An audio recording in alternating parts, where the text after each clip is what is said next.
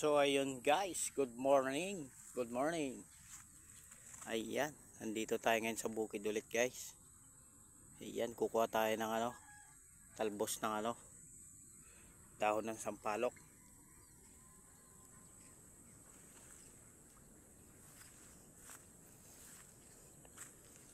Alam nyo ba guys na kinakain to? Masarap to guys. Panlagay sa mga pang-asim ba. Pero sa amin sa Pangasinan guys, bihira gamitin to. Marami din sa amin ang usbong. No? Yan guys oh, yung ganyan. Yung mura, no? Yan. Pero effective guys, maasim nga naman. No? Mga dahon.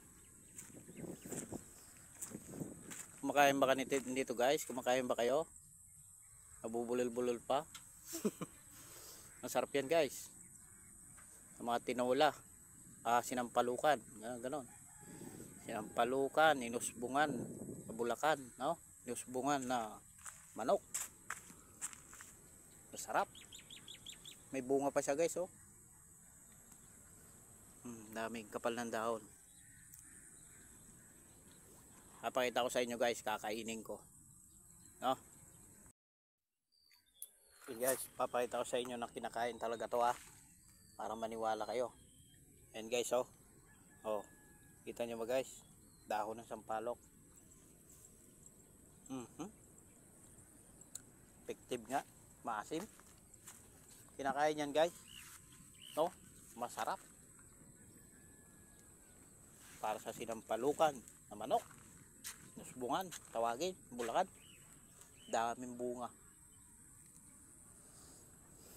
Dito tayo sa pispan yan guys, bukid. Yan guys oh, tignan nyo. Diba? Ayan guys, mga itik. Poultry ng itik. Itikan, dami.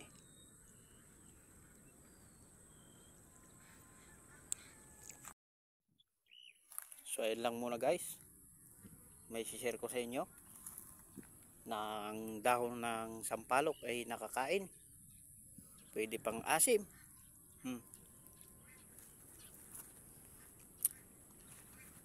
Masarap yan guys. Gamitin sa pang asim sa manok.